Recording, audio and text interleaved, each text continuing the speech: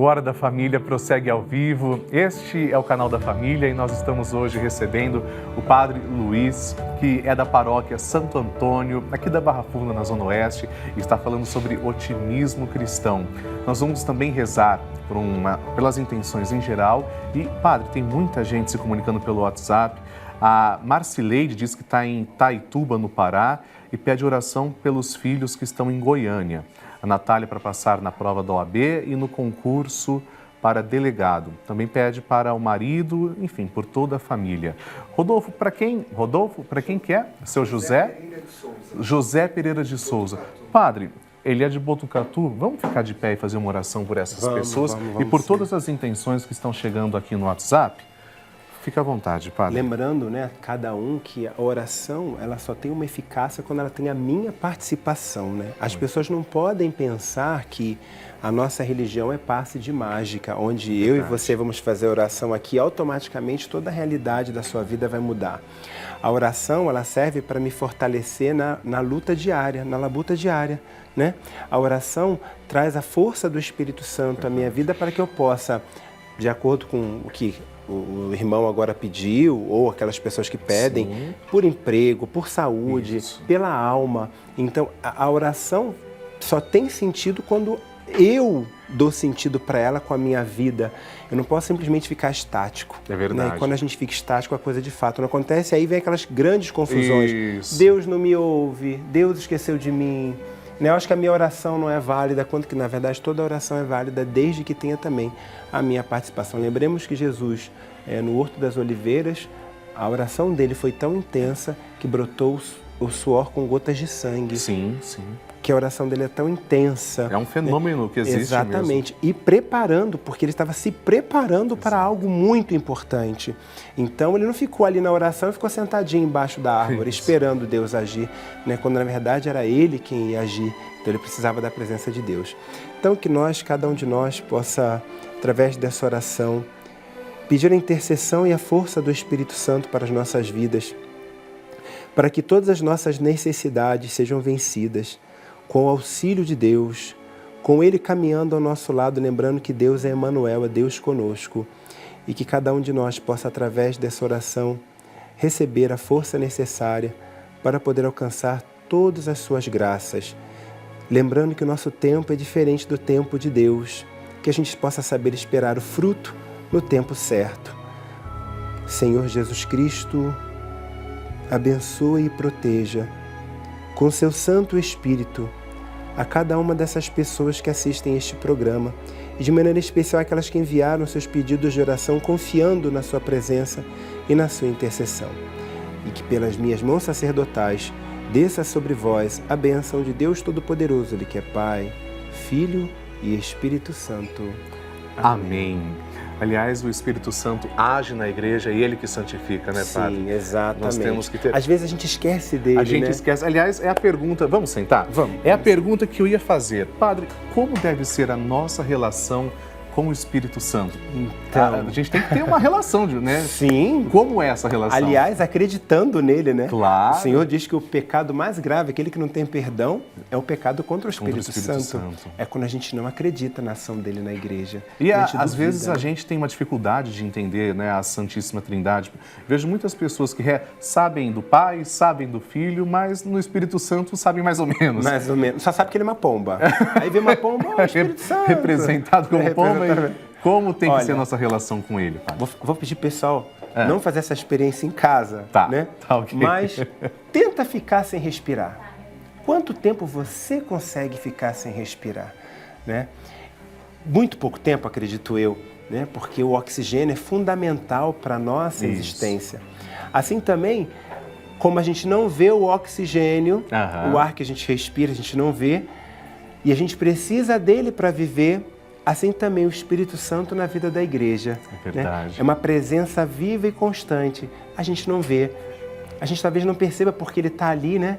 Então, no nosso cotidiano, então é essa grande dificuldade. Mas se a gente ficar sem ele, a gente morre espiritualmente. Exato. Né? Olha. A gente cai por terra porque a gente não tem a força necessária para poder vencer todas as nossas necessidades. O que é oração sem a ação do Espírito Santo, né? Ele é a vida da igreja. É Ele que proporciona a nós trabalharmos em prol da evangelização e que, mediante todo o cansaço, não nos faz desistir. Quantas pessoas agora estão nos ouvindo e falam, eu não vou mais na igreja, eu não quero mais ajudar porque eu acabo brigando, me aborreço, e lá tem gente que não me entende, e às vezes até o padre não entende, né? Então, e aí a pessoa acorda no dia seguinte com aquela vontade de ir de novo. Verdade. Né? O que é isso, senão o Espírito Santo me movendo a fazer uma ação, né, concreta na minha vida como um testemunho vivo de Jesus Cristo? É Ele que move a igreja, move os nossos atos. Em toda a ação da igreja não existe ausência do Espírito Santo. Nós fomos ordenados. Sim. Em todos os sacramentos, em todos, a gente invoca a ação do Espírito Santo de Deus. Que bonito, tirando nossas dúvidas, explicando, falando de fé, otimismo cristão, a gente vai continuar esse bate-papo. Deixa eu só... Padre, nós estávamos falando que o Espírito Santo move a igreja e é Ele que santifica o mundo. Jesus subiu ao Pai e Ele disse, não vos deixarei órfãos, eu vou mandar o meu Espírito. Agora, Jesus prometeu voltar também, um dia. E a gente vê muita especulação. Ah, ele vai voltar no ano tal, no dia tal. Já tem aquele negócio de 21 de dezembro, tudo especulação.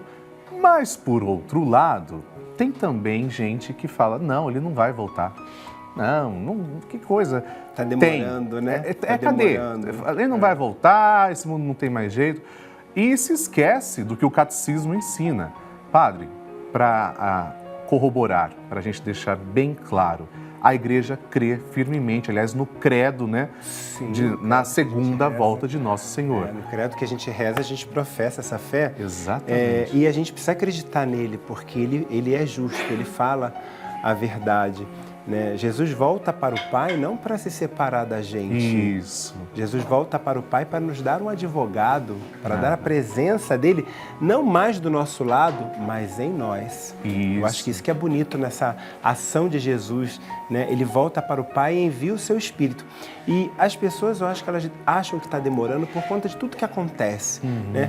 O gênero humano ele se corrompeu tanto no individualismo. Sim. Né? Porque a individualidade ela é importante, mas todo ismo ele é muito prejudicial. Isso. Né? O individualismo ele gera uma capacidade de não pensar no outro, quando na verdade Jesus diz para nós sermos as suas testemunhas. Quando ele volta para o Pai no livro dos Atos dos Apóstolos, se a gente resgatar também a Sagrada Escritura de novo, né, que é o testamento que ele deixa para nós, ele diz, não cabeis a vós saber o dia nem a hora, né, do retorno dele. Vós sereis minhas testemunhas.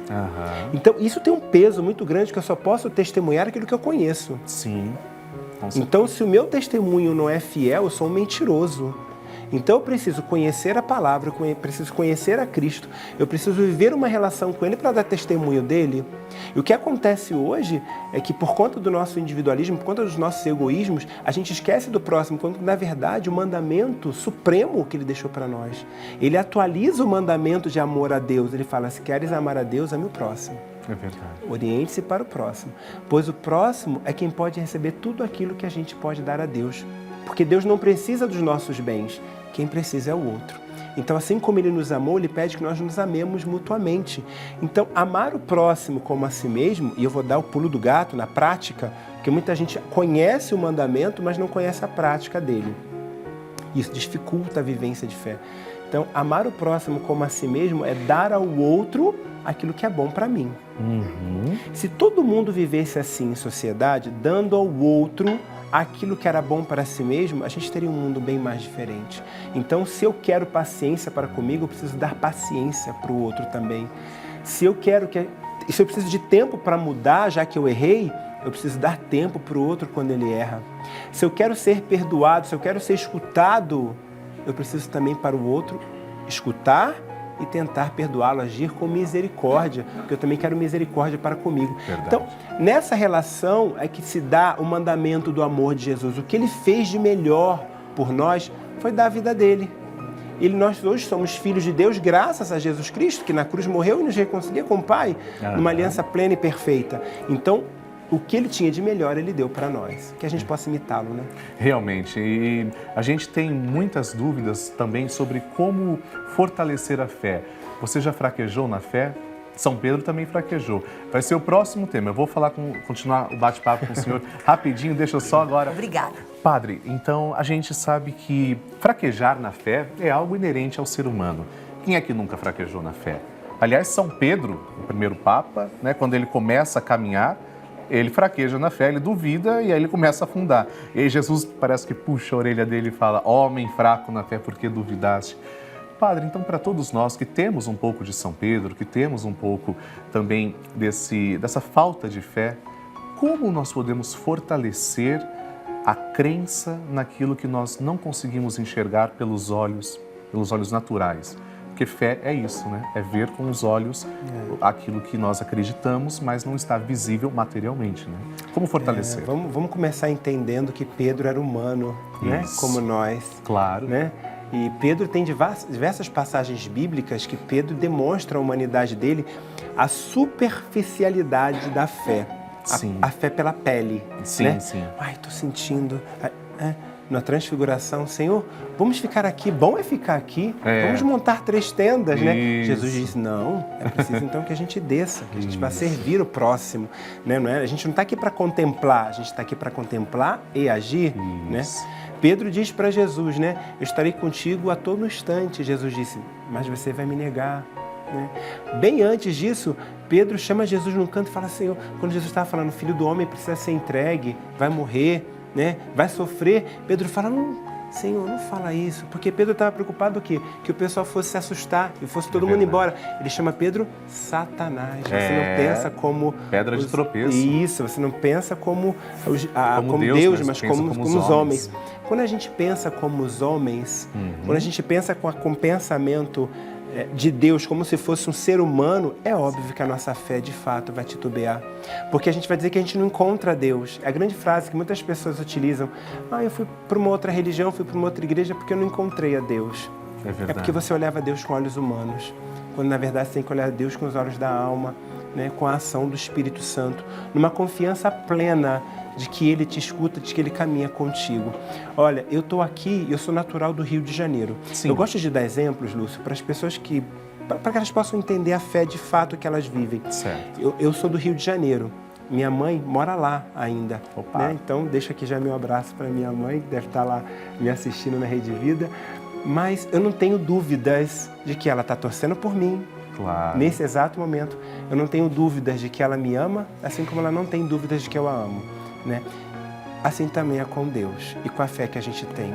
A gente não pode ter dúvida que Ele nos ama e que a gente deve amá-lo profundamente. Se não for assim, Lúcio, a nossa fé vai cair por terra, porque a gente vai agir como quem age como um humano, né? Porque o humano falha, Pedro falhou, né? Sim. Em diversas passagens, como mostrei, Pedro falhou, mas acima de tudo, houve ali uma confiabilidade. Pedro confiou em Jesus. Em tantos momentos que ele errou, ele não desistiu, como Judas que se matou. É verdade. Judas não confiou no amigo. Judas preferiu colocar uma corda no pescoço e se matar. Pedro confiou na misericórdia do amigo. E mesmo caindo, mesmo quando a sua fé titubear, levanta, reconcilia-te e continua a caminhar na fé. Isso que é o mais bonito que Deus espera. E Jesus confiou em Pedro. Você acabou de dizer, aquele que negou ele 3 vezes, aquele que foi chamado de Satanás, né? Aquele que afundou dentro d'água por causa da falta de fé, foi o primeiro líder da igreja, foi o primeiro papa da igreja. Então, Jesus também confiou em Pedro, assim como confia em você, Lúcio, e confia em cada um que está em casa, na vida deles. Agora, a gente deu o exemplo de São Pedro, né? Então, para deixar bem pedagógico, eu diria, aquela pessoa que hoje está achando, Deus esqueceu de mim, eu não consigo ter aquela fé que eu tinha antigamente. Qual é o passo, então, padre? Joelho no chão? Joelho no chão. Eu acho que um primeiro passo, acredito, né, muito na ação do Espírito Santo na igreja. Sim. E esse programa foi um grande abraço. Né? Acredito que muitas pessoas que te escutaram hoje, muitas pessoas que ouviram esse bate-papo, se sentiram presentes nesse programa e estão ali com uma coceirinha ali no coração, falaram, acho que eu preciso mudar meu pensamento, a minha maneira de viver a minha fé. Então eu acho que não somente o joelho no chão, mas uma fé viva, a todo instante, uma confiança muito grande em Deus, né, de que Ele nos ama. Não deixe, o demônio ele precisa que você acredite que Deus não gosta de você. O demônio precisa que a gente acredite que o nosso pecado foi tão grande que Deus está com raiva da gente, está com ódio da gente, e aí eu não quero mais ir à igreja porque eu não me sinto digno, eu não quero comungar porque eu me sinto digno, eu acho que eu não preciso rezar, porque se eu rezar Deus não vai ouvir minha prece, porque Ele tem gente mais piedosa para ouvir, eu sou um pecador. Já acabei de falar, Pedro errou várias vezes, mas Pedro confiou no amigo. Exatamente, padre. Aliás, era uma das perguntas que um telespectador, inclusive, mandou, ressaltando uma coisa que é verdade. Muita gente fala que o mal existe exteriormente, mas não, a igreja é categórica, ela acredita no ser que se voltou contra Deus, o mal existe e nós temos, enquanto cristãos, que lutar contra esse mal que todo dia nos aflige. Claro. Na sua opinião, o Santo Terço é uma arma de fé, padre? Sim. Para rezar? Toda oração é uma arma fundamental para a fé, é um escudo para a gente blinda o nosso corpo, a nossa alma contra o maligno. São Pedro vai dizer numa das cartas dele, permitam-me também dizer uma outra passagem bíblica, que o diabo está como um leão a rugir, procurando a quem devorar, resistir-lhe firmes na fé. Então a oração, acho que, na minha opinião, é a ferramenta fundamental para que a gente possa ter a nossa fé inabalável, né? Afinal de contas, quem como Deus? Ninguém como Deus, né? Já existe o arcanjo Miguel que nos comprova isso. Quem como Deus? Ninguém. Nem o demônio. Ele atinge a Deus atingindo a gente, porque ele sabe que Deus nos ama. Isso. Então ele usa a gente no nosso sofrimento para poder atingir a Deus. E acreditar no bem, com certeza, é aquilo que vai fortalecer a nossa fé. Padre, nós queremos, e porque acreditamos no bem, agora eu convido o Senhor para nós fazermos uma oração. Nós vamos fazer a bênção da água e, neste momento, nós sabemos que a água, ela é criada por Deus e Deus nos dá gratuitamente. Então eu peço que o Senhor, Padre, junto a mim, abençoe esse copo d'água e também as pessoas que agora colocam as águas sobre seus lares, que possam se sentir então abençoadas e depois tomarem dessa água. O copo d'água, né, representa, né, dentro da nossa profissão de fé, naquilo que a gente acredita, o copo de água é a pureza, né, que Deus nos chama a viver, né? Então, a água nos recorda também o nosso batismo, né? Um dia que nós somos salvos pelo amor de Deus, né, dos males do mundo. Então, quando nós abençoamos a água, né, nós queremos então recordar o nosso batismo e a nossa redenção em Cristo Jesus, né? Então, não é magia, viu, gente? A nossa religião não é magia. Não. As pessoas acham que, então, porque abençoa a água, eu vou pegar, vou aspergir nos locais, nas pessoas que me causam dificuldade, tudo vai mudar, né? Então, não é passe de mágica. Nós não vivemos... sacramental, é diferente, né? Então, que você possa, na sua casa agora, também... Algumas pessoas devem ter água também nas casas delas, colocando as suas orações sobre esta água, né? Em nome do Pai, do Filho e do Espírito Santo. Amém. A nossa proteção está no nome do Senhor, que fez o céu e a terra. O Senhor esteja convosco. Ele está no meio de nós. Deus Pai de misericórdia, abençoai esta água, criatura vossa, que nos recorda o nosso batismo e a nossa redenção em Cristo Jesus, nosso Senhor. E que todos os locais que essa água tocar e todas as pessoas que forem salpicadas por ela possam se tornar locais e pessoas santificadas pela fé que nós temos na ação do Espírito Santo em nossas vidas e na capacidade que Ele nos dá de transformarmos a realidade em nossa volta. Em nome do Pai, do Filho e do Espírito Santo. Amém. A água está abençoada. Muito obrigado também ao Padre, que agora bebe da água. E nós vamos deixar agora você numa companhia muito boa. Ele é o nosso grande amigo, nosso parceiro, ele chega feliz. Dalcides, meu irmão! Oh, meu Deus do céu, meu Padre amado! Seja muito bem-vindo sempre. Boa tarde, meu irmão. Diácono Lúcio. Tudo bem?